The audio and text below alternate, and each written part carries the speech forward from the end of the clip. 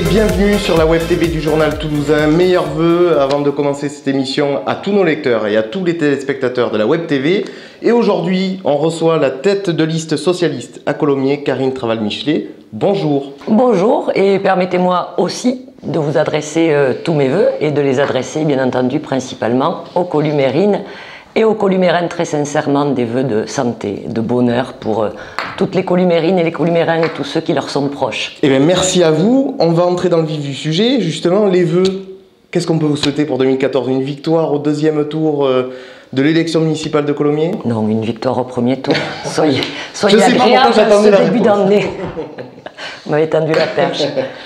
Donc c'est la victoire au deuxième tour ou au premier, si je comprends bien. Écoutez, je crois qu'avant de parler de victoire et pour être un petit peu sérieux, il faut d'abord parler avec les columérins, il faut les convaincre, il faut avoir un beau projet, il faut avoir une équipe structurée, prête à faire campagne et prête à convaincre les columérins. Et ensuite, et c'est le jeu démocratique et je m'en réjouis, les columérins feront leur choix et ce choix, en tout état de cause, je le respecterai. Alors souvent, on attaque les politiques en disant qu'ils restent à vie à leur poste, qu'ils pensent qu'à leur mandat, etc. À Colomiers, ce n'est pas le cas. Bernard Sicard a décidé de passer la main. Justement, quel bilan vous faites de ces années gérées par Bernard Sicard, sachant que lui, j'allais dire, parraine votre candidature?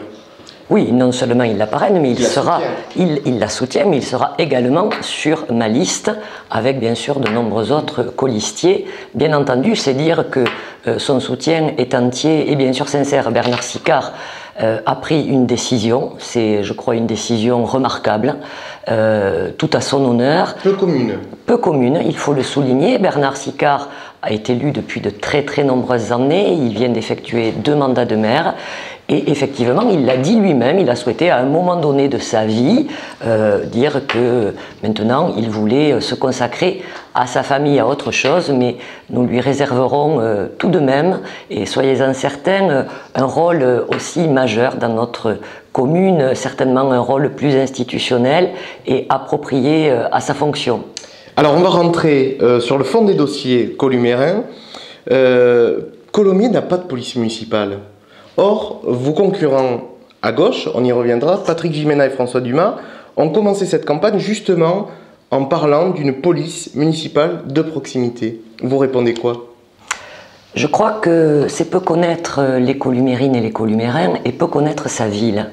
Nous, avec notre équipe, ça fait de nombreuses semaines, voire de nombreux mois, que nous sillonnons Colomiers. Nous avons fait de nombreuses réunions publiques et je peux vous assurer que ce n'est pas le sujet majeur à Colomiers. Et d'ailleurs, les chiffres sont là pour en parler, puisque vous le savez, la sécurité à Colomiers n'est pas une préoccupation majeure. Bien sûr, et il ne faut pas le nier, il y a bien entendu des actes d'incivilité ou d'insécurité, mais nous devons constater, et d'ailleurs avec bonheur, qu'ils ont baissé pour cette année et que Colomiers ne fait pas partie des villes qui connaissent un fort taux d'insécurité. Alors pour autant, nous nous préoccupons de la sécurité et l'équipe municipale en place a mis récemment en œuvre un nouveau service, le service de tranquillité publique, avec 34 agents qui sont sur la ville, qui sillonnent Colomiers et qui ont également des missions de sécurité. Alors justement, c'est ce que j'allais vous demander, quel est leur rôle? Quel est leur cahier des charges? Alors, ils ont, je dirais, pratiquement, finalement, toutes les missions que peuvent avoir les policiers municipaux, à l'exception d'ailleurs des contraventions de sécurité routière qu'ils ne peuvent pas faire, et je crois que ça ne perturbera personne en dehors de ça. Bien sûr, ils ont un rôle de prévention, c'est très important, auprès de l'ensemble des citoyens colomiérins, un rôle de médiation également, mais aussi un rôle plus classique de voirie publique et bien entendu de sanction des actes, notamment sur la voirie publique, qui peuvent poser difficulté. Donc ils sont très présents, ils sont reconnus, ils sont déployés dans une large plage horaire. Et je crois en tout cas des retours que nous avons des concitoyens columérins pour la satisfaction du public, des commerçants aussi qui se réjouissent de leur présence sur le terrain et des riverains qui peuvent faire appel à eux, encore une fois, dans une large plage horaire. Donc pour mes concurrents, sincèrement, je crois qu'ils ont voulu surfer sur une thématique nationale, un petit peu par démagogie, pensant que dès qu'on prononce le mot sécurité, on obtient mécaniquement des voix. Donc ça veut dire que la police municipale ne sera pas dans votre programme? Non, elle n'est pas dans mon programme parce que je crois que ce n'est pas utile à Colomiers et je ne crois pas sincèrement que dans les valeurs du vivre ensemble que nous portons dans ce projet, mettre des policiers armés dans Colomiers et les faire sillonner les quartiers columérins, ce soit une bonne chose. Colomiers est une ville jeune, il ne faut pas l'oublier. Une ville qui porte une jeunesse columérine. Et je crois que face à cette jeunesse, mettre des policiers armés, ce ne sera pas la meilleure chose.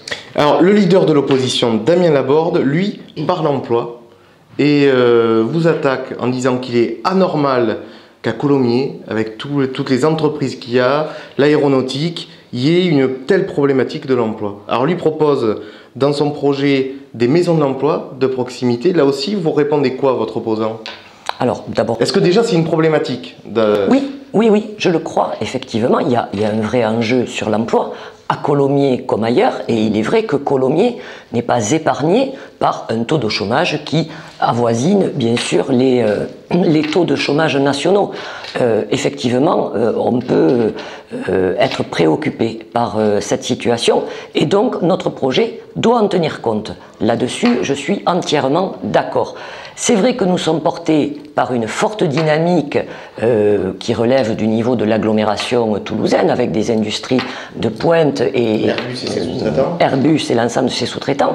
Il est vrai aussi qu'à Colomiers, nous avons su réserver des zones entières pour d'autres types de développement économique et aussi commerciaux, mais néanmoins, bien entendu, les frontières columérines ne sont pas fermées et les emplois qui sont présents sur la commune ne profitent pas forcément mécaniquement et prioritairement aux columérins. Donc ce sujet doit être traité. Et nous voulons le traiter à la fois par ce qui est déjà en place, avec un service emploi et cohésion de l'emploi qui est déjà présent sur la ville de Colomiers et qui fait un travail assez important, il faut le souligner, plus toutes les structures classiques et normales de l'emploi, mais aussi en travaillant sur un sujet innovant, qui est l'économie sociale et solidaire. Il faut comprendre que ce n'est pas qu'un concept, l'économie sociale et solidaire, c'est une économie qui se développe, qui fait aujourd'hui 11% des emplois régionaux et qui connaît une croissance de 5% par an. Donc vous voyez que là, nous avons un levier important à travailler et à Colomiers, dans notre projet, l'économie sociale et solidaire sera développée. Aussi parce que c'est une économie non délocalisable, ça c'est extrêmement important, et qui peut bénéficier justement à des personnes qui n'ont pas des formations extrêmement pointues ou d'experts qui sont davantage dirigés vers les entreprises que nous venons de citer. Alors, vous avez commencé à dévoiler, on vous a écouté parler sécurité et emploi et on a entendu certains de vos arguments et certaines de vos idées. Comment ce projet est-il né? Comment vous avez travaillé avec vos militants pour mettre en place ce programme?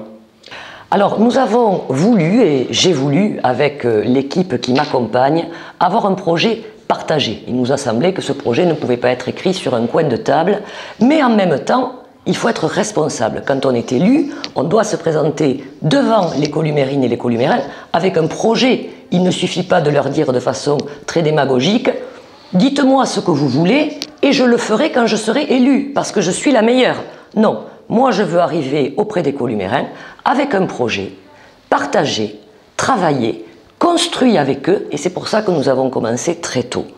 Dès cet été, l'été dernier, l'été 2013, nous avons lancé un travail qui a d'abord été partagé avec les militants de Colomiers, mais aussi les sympathisants, qui nous a amenés à porter un bilan, un diagnostic sur notre ville, et ensuite à nous projeter vers des propositions. Ces axes qui ont émergé de ces travaux, nous avons réuni pendant 4 mois 100 à 150 personnes à chaque réunion. Nous l'avons ensuite partagé avec l'écolumérain lors de 2 réunions publiques qui se sont tenues au cours des mois de septembre et octobre. Et nous continuons à enrichir ce projet. Nous appelons l'écolumérine et l'écolumérain, notamment sur notre site, à nous faire part de leurs propositions dans les rencontres que nous avons dans les quartiers, dans cette campagne de proximité qui s'ouvre, à nous faire part aussi de leurs propositions. Et lorsqu'elles sont en phase avec nos valeurs, lorsqu'effectivement elles ont du sens, eh bien nous devons les travailler et enrichir notre projet. Le thème fort de votre projet, ça sera quoi? On a parlé emploi, on a parlé sécurité, mais votre thème fort à vous? Alors, c'est pas la sécurité qui, je crois, n'est pas forcément une préoccupation majeure. Nous avons dans ce projet 4 axes. Et nous entendons aussi l'écolumérain. Dans un premier axe, nous souhaitons développer, bien sûr, tout ce qui tourne autour du citoyen acteur dans sa ville. Là, bien sûr, nous parlerons de sécurité ou de tranquillité publique, mais nous parlerons aussi de citoyenneté. Parce que j'entends que les columériens, aujourd'hui installés dans leur ville, qui se la sont appropriés depuis tant d'années, ont envie de participer au débat public. Et ont envie d'y participer d'une manière différente par rapport à ces 15 ou 20 dernières années. Donc je propose de créer des comités de quartier, comme cela se fait dans des plus grandes villes. Je crois que Colomiers est à un stade de maturité qui peut effectivement permettre la création de ces comités de quartier. Nous voulons parler environnement, développement urbain ou renouvellement urbain. Notre ville s'est construite depuis les années 1960. Certains quartiers sont des quartiers vieillissants. Il nous faut réintervenir sur l'urbanisme et donner une nouvelle dynamique à nos quartiers. L'environnement aussi sera un thème important. Les transports, on le voit dans toute l'agglomération, c'est un sujet majeur. Et de ce point de vue-là, je serai très présente au sein des structures de Tisséo notamment pour discuter des transports, de la circulation sur Colomiers. Je l'ai dit, l'économie sociale et solidaire, mais je l'ai dit aussi la jeunesse, puisque Colomiers est une ville jeune et nous voulons également porter la réforme de l'éducation qui a été mise en place par Vincent Peillon, à laquelle nous croyons fortement. Et nous voulons que les columérines et les columérins se l'approprient, autant les enseignants que les parents d'élèves, que les structures municipales, mais aussi que tout l'ensemble de nos agents municipaux qui travaillent dans ce domaine-là. Et c'est pour ça que vous avez appelé votre liste Génération Colomiers? Exactement, vous avez tout compris. Génération. Ça m'arrive. C'est bien. Mais je vois que ça a du sens. Je vois que ça a du sens. Et je vous assure que tous les jours, ça a du sens. On ne veut pas opposer les jeunes aux plus âgés, le secteur public au secteur privé, les quartiers aux pavillonnaires. Génération Colomiers, c'est toutes ces générations qui sont venues dans les années 1960, 70, 90, encore il y a quelques mois, qui doivent prendre leur part à la construction de notre ville. Est-il pas dommage, dans une ville comme Colomiers, que la gauche soit aussi divisée? Est-il pas dommage qu'il y ait 3 listes de gauche au premier tour de l'élection municipale? Bien sûr qu'on peut le regretter, et d'ailleurs moi-même j'ai tendu la main de nombreuses fois à l'ensemble des formations de gauche avec lesquelles naturellement nous avons mis en place des contrats municipaux, il faut le rappeler, en 2001 et en 2008. Je le dis souvent, mais je le répète, en 2008, Bernard Sicard se représentait, il a fait l'union de la gauche, en avait-il d'ailleurs besoin à l'époque, il aurait pu partir tout seul, mais il a souhaité faire cette union-là. C'est donc inscrit véritablement dans notre culture politique.